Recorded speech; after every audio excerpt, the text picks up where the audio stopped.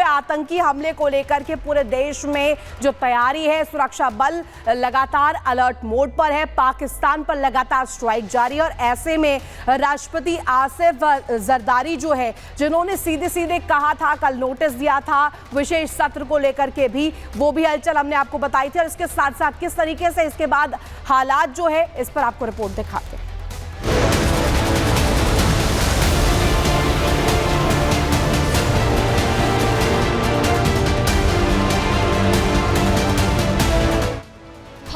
कहते हैं पाकिस्तान से पूछे। अगले 24 से 36 घंटों में भारत पाकिस्तान के खिलाफ फौजी कार्रवाई करने का इरादा रखता है। डर किसे कहते हैं, आतंकिस्तान से पूछे।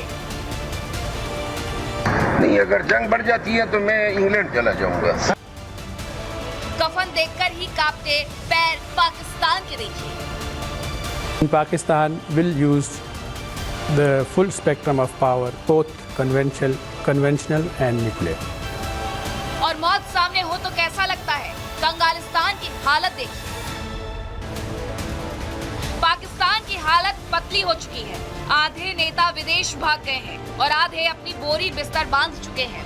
खौफ इतना है कि कब अल्लाह का बुलावा आ जाए तो भागे भागे फिर रहे हैं। कफन के साथ कब्र की जगह तलाश रहे हैं। कोई बचने के लिए पहले ही विदेश में सेटल हो गया है तो कोई मौत से बचने के लिए इंग्लैंड भागने की तैयारी कर रहा है।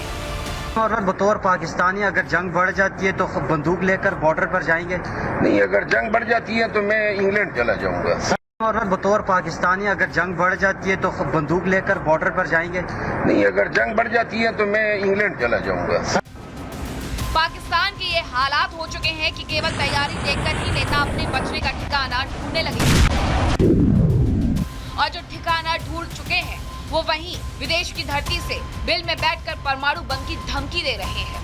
There are some other leaked documents whereby it has been decided to strike certain areas of Pakistan.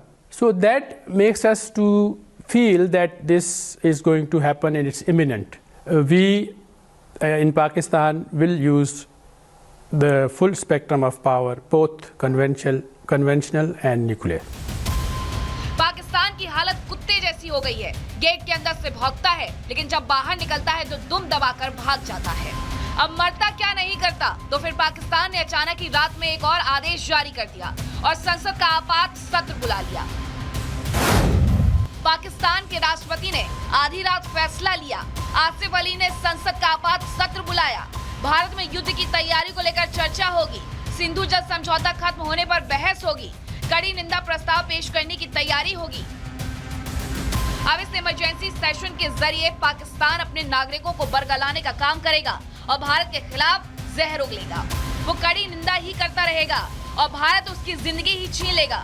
ये पुराना हिंदुस्तान नहीं, ये नया भारत है जो कड़ी निंदा नहीं ताबड़तोड़ कार्रवाई करता है और बदला ऐसा कि दुश्मन की रूह कांप जाए, दुनिया में शोर मच जाए, जैसा सर्जिकल और एयर स्ट्राइक में हुआ था। देश के दुश्मनों ने भारत की आत्मा पर हमला करने का दुस्साहस किया है। जिन्होंने ये हमला किया है उन आतंकियों को और इस हमले की साजिश रचने वालों को उनकी कल्पना से भी बड़ी सजा मिलेगी। मैं सभी आतंक फैलाने वालों को कहना चाहता हूं कि लड़ाई का अंत नहीं है, एक मकाम है। हर व्यक्ति को चुन चुन कर जवाब भी मिलेगा, जवाब भी लिया जाएगा।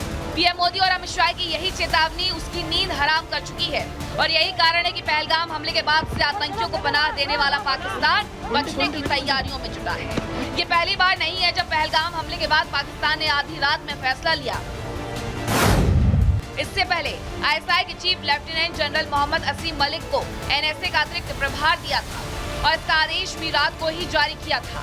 इससे पहले पाकिस्तान के सूचना मंत्री अताउल्लाह तरार ने देर रात 2 बजे प्रेस कॉन्फ्रेंस की थी और 24 से 26 घंटे में सैन्य हमले का अंदेशा जताया था।